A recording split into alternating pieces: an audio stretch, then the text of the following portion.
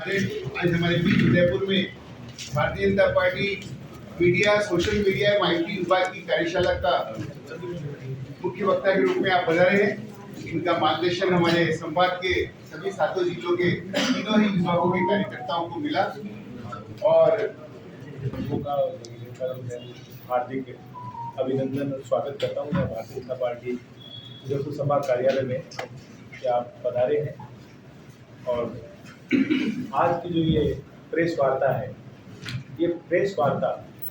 मुख्यतः आधारित है कि कल ही भारतीय राष्ट्रीय कांग्रेस की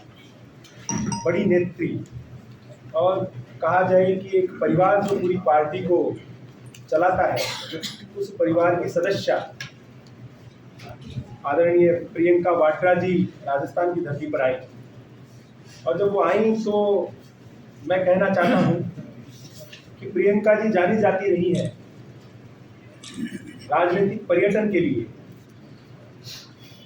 और उनकी बड़ी एक तीव्र दृष्टि जो है वो भारतीय राजनीति के घटनाक्रमों पर बनी रहती है। लेकिन कहीं ना कहीं जब राजस्थान के परिप्रेक्ष्य में उस दृष्टि का हम आकलन करते हैं तो लगता है कोई मोतियाबिंद जो है वो राजस्थान को देखने पर उनके आंखों में महसूस होता है। कल जब वो यहाँ आई तो राजस्थान ने प्रशासन का मखौल उड़ाता हुआ और बड़ा ही एक विभत्स दृश्य जो है वो देखा। जब हमने देखा कि भरतपुर के बयाना में एक व्यक्ति को ट्रैक्टर के नीचे कुचल कर जब तक कि वो मर ना गया हो उसको रौंदा गया। और उस घटना से अगर हम देखते हैं तो एक चीज देखने को मिलती है जो पिछले 5 साल में कई बार राजस्थान की जनता ने देखा कि प्रशासन और पुलिस को लेकर किसी प्रकार का भय अपराधियों के अंदर नजर नहीं आता। उसी की वानगी कल की घटना में फिर से एक बार देखने को जाएंगे, जब उस परिवार ने 5 दिन पहले पुलिस में शिकायत दर्ज कराई और कुछ रुपए लेकर शिकायतकर्ताओं के कहने के बाद आरोपियों को छोड़ दिया गया और उसकी परिणति हुई एक व्यक्ति की हत्या से। हम उम्मीद कर रहे थे और पूरा राजस्थान उम्मीद कर रहा था कि प्रियंका गांधी जी जाएंगी जैसी वो अन्य राज्यों में जाती है। जब ऐसी घटना होती है वहां पर वो जाती है, पूरे नेशनल मीडिया को लेकर जाती है। कल भी पूरा राजस्थान उम्मीद कर रहा था, मैं उम्मीद कर रहा था कि वो वहां जाएंगी और पीड़ित के परिवार से जो है वो मिलने का प्रयास करेंगी और साथ ही साथ उस घटना के लिए जिम्मेदार उस जिले के पुलिस के कप्तान, उस रेंज के इंस्पेक्टर जनरल और उस विभाग के मुखिया गृह मंत्री जो कि राजस्थान के मुख्यमंत्री हैं, उनको कोई फटकार लगाएंगी या उनके ऊपर कार्रवाई करेंगी। लेकिन बड़ी दुख के साथ कहना पड़ रहा है कि ऐसा कुछ भी राजस्थान को देखने को नहीं मिला। मैं बात करता हूं दौसा के अंदर एक पुजारी रामजी लाल शर्मा, जिनको इस कदर मारा जाता है कि उनकी आंखें बाहर निकल जाती है। मैं और पूरा राजस्थान उम्मीद कर रहे थे उन प्रियंका वाड्रा जी से कि वो शायद जाएंगी। शर्म आने की बात है सरकार के लिए कि किस प्रकार का राजस्थान बना दिया जहां पर इस प्रकार खुला गुंडा राज है। आप देखिए कि पिछले दिनों भरतरी में साधु के सिर में रोड मार मार कर साधु की हत्या कर दी गई। नवंबर 2022 में राजसमंद देवगढ़ में पुजारी को जिंदा जला दिया गया। 2 साल पहले संत महावीर जी की हत्या की गई जोधपुर में। और इस प्रकार की 12 घटनाएं हैं जिनका जवाब मैं राजस्थान कांग्रेस और प्रियंका गांधी वाड्रा जी से मैं चाहता हूं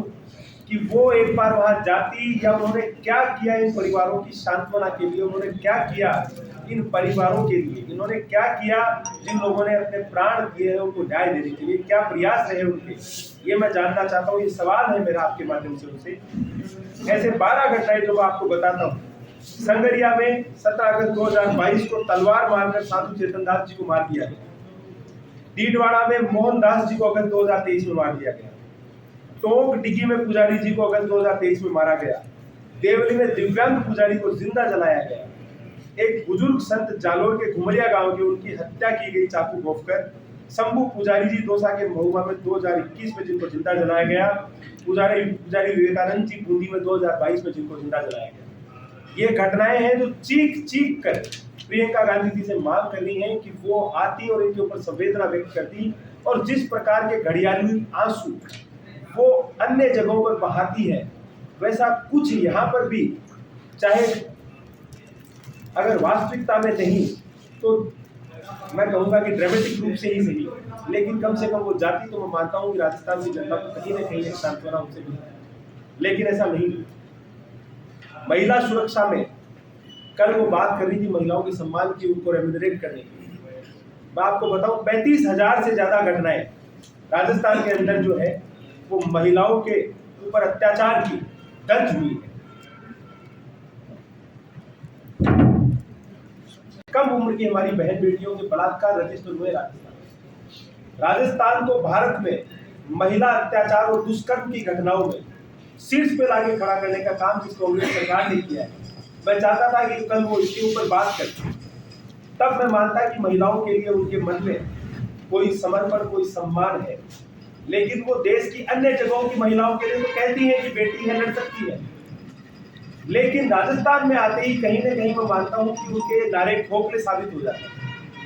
जब वो किसी ऐसी बहन से मिलने नहीं जाती। मैं जब उदयपुर में बैठ के आप लोगों से बात कर रहा हूं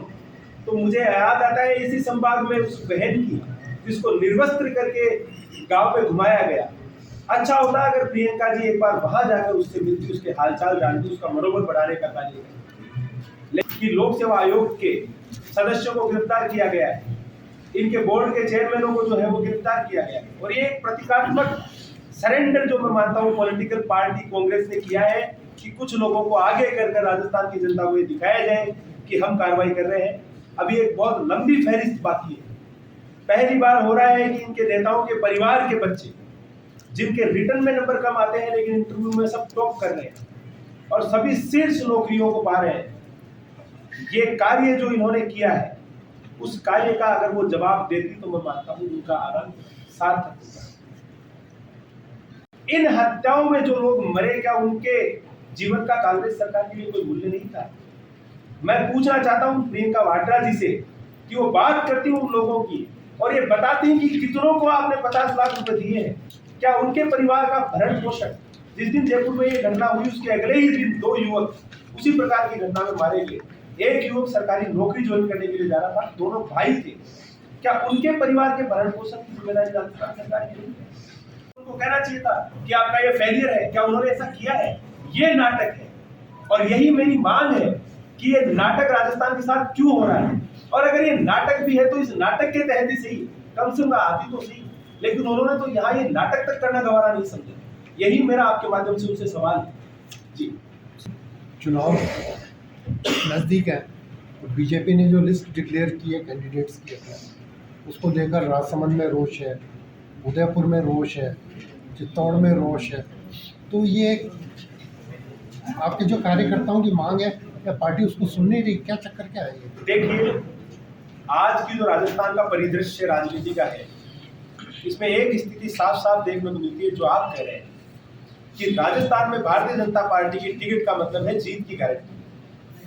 और जब ये जीत की गारंटी है तो राजस्थान पार्टी न सिर्फ इस प्रदेश, न सिर्फ इस देश, बल्कि विश्व की सबसे बड़ी भारतीय जनता पार्टी जो है वो पूरे विश्व की सबसे बड़ी लोकतांत्रिक पार्टी है। और जब इतना बड़ा परिवार होता है तो बहुत से लोगों की महत्वाकांक्षा ये होती है कि वो जनप्रतिनिधित्व के माध्यम से लोगों की सेवा करें। पार्टी के नेतृत्व की जो दिशा जो पूरे देश को नरेंद्र मोदी जी के नेतृत्व में दी जा रही है वो विधानसभा स्तर पर भी वो लोग थे। ऐसी आकांक्षाएं हर कार्यकर्ता की होना मैं मानता हूं कि लोकतंत्र के लिए पोषक है और आवश्यक है, और ये हमारी पार्टी का लोकतंत्र है कि हमने मुखर होकर हर व्यक्ति के बायोडेटा, हर व्यक्ति के प्रति राय जानी है। लेकिन ये स्वाभाविक है कि राजस्थान में निश्चित संख्या में सीटें हैं और उन सीटों पर ही पार्टी का संगठन मंडल स्तर से लेकर प्रदेश स्तर से लेकर केंद्रीय जो प्रभारी और जो लोग सर्वे कर चुके हैं उनके आधार पर टिकट दी जाए। तो स्वाभाविक है जब बड़ा परिवार है और सबकी आकांक्षाएं पूर्ण नहीं हो सकती तो छोटा मोटा विरोध परिवार में होना स्वाभाविक है। उन विरोधों के लिए जो है वो पार्टी ने सक्षम स्तर के ऊपर कमेटियां गठित करी है, उन लोगों से बातें की जा रही हैं और भारतीय जनता पार्टी का प्रत्येक कार्यकर्ता पार्टी के विचार, संगठन और हमारे राष्ट्रीय नेता और देश के प्रधानमंत्री नरेंद्र मोदी जी और राष्ट्रीय अध्यक्ष जेपी नड्डा जी और यहाँ प्रदेश में अध्यक्ष सीपी जोशी जी के नेतृत्व में एकजुट है और हम पूरी एकजुटता के साथ चुनाव में जाएंगे और इस सरकार को घर बिठाने का काम और प्रदेश की जन कल्याणकारी भारतीय जनता पार्टी की सरकार बनेगा। आपने कहा विरोधियों से जो भी खड़े हुए हैं आपके पार्टी के लोग विरोध कर रहे हैं, उनसे बातचीत चल रही है, किन किन से बातचीत हो गई? सभी से बातचीत, राजसमंद में भी, उदयपुर में भी और जी चित्तौड़ पूरे में राजस्थान जहाँ जहाँ भी विरोध, जिन भी लोगों के विरोध के स्वरूप हैं उनसे बात हुई और उनको जो है वो बात करके और उनको साथ बिल्कुल लाया जाएगा और वो सभी साथ होंगे। जब आप नॉमिनेशन भरे जाएंगे पार्टी के प्रत्याशियों की तो आप देखेंगे कि वो सभी साथ जाके पार्टी के प्रत्याशियों को नॉमिनेशन भराएंगे और हम भारी बहुमत से जो है वो राजस्थान में भारतीय जनता पार्टी की सरकार। उनको कहना चाहिए था कि आपका ये फेलियर है, क्या उन्होंने ऐसा किया है? ये नाटक है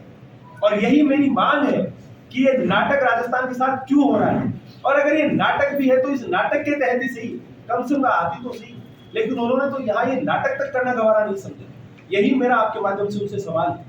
जी, चुनाव नज़दीक है